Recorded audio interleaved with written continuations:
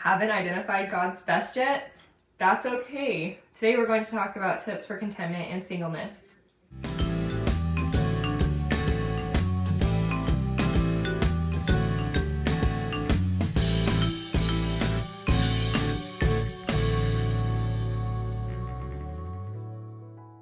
Hello, this is Hannah with Identifying God's Best, and on this channel we talk about Christian dating.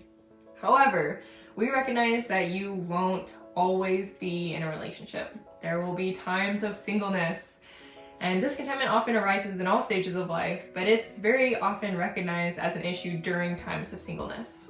And today I'm going to give you 4 tips for being content, and these build off each other, so let's get started.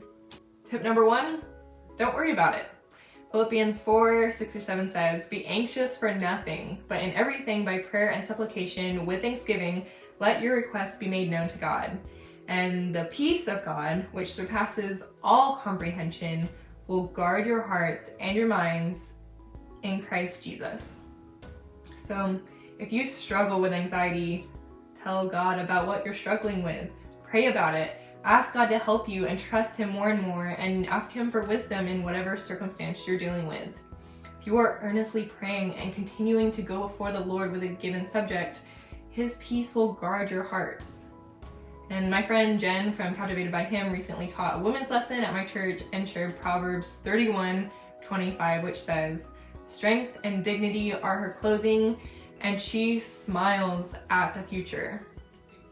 As women of God, we should strive to be like this woman and be so sure that God is in control and confident in the Lord that we can smile or even laugh at what's to come, because we know that no matter what, God will be with us and His will is going to be brought to fruition. When you're praying about your struggles and you're confident in the Lord, you're going to have true peace that surpasses all comprehension or understanding. This includes having peace and being content about your singleness.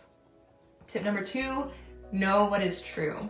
Philippians 4:8-9 says, "Finally, brethren, whatever is true, whatever is honorable, whatever is right, whatever is pure, whatever is lovely, whatever is of good repute, if there is any excellence and if there is anything worthy of praise, dwell on these things. The things you have learned and received and heard and seen in me, practice these things, and the God of peace will be with you." Don't only know what is true, but meditate on it. Remind yourself of what is right and true about your situation. No, it's not a punishment to be single. God is giving you this season for a reason, and that reason is good. See Romans 8.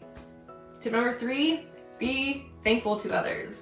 Philippians 4:10 says, "But I rejoice in the Lord greatly that now at last you have revived your concern for me. Indeed, you were concerned before, but you lacked opportunity." Look at Paul's situation. He's writing to people who have a great concern about him and want to care for him. You may also have people like this in your life. And if you don't, find a local church who is concerned about you and your spiritual growth.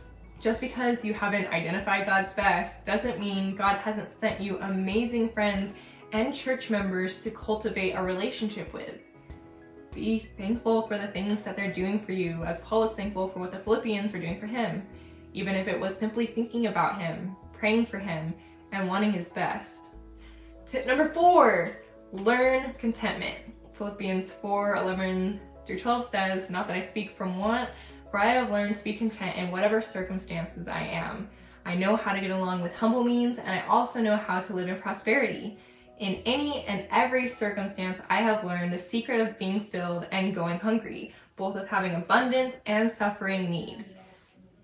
You don't have to be worried, but trusting in the Lord. Yes, you can look around and see reality. You may not have anyone you know your age and single. You don't have to keep telling yourself a lie that you're in an awful place because of singleness, because that's not true. Be thankful to the Lord for what He has given you. Don't spend your time counting and dwelling on what you think you lack. No matter what circumstances you are in, whether they're base or abound, you can be content if you have steps 1-3 down. Don't beat yourself up either. Paul had to learn. You will too. It's a learning process, but God is gracious. He orchestrates our sanctification by allowing us to learn a couple things at a time. Let me just end with Philippians 4:13, which says, "I can do all things through him who strengthens me."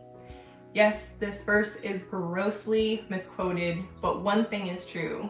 God gives us the ability to make it through the circumstances he has sovereignly allowed in our life.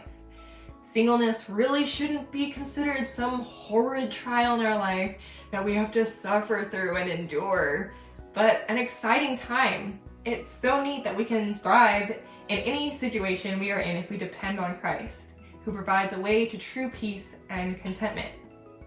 This has been Hannah with Identifying God's Best, and we will have more girl talk later. Bye!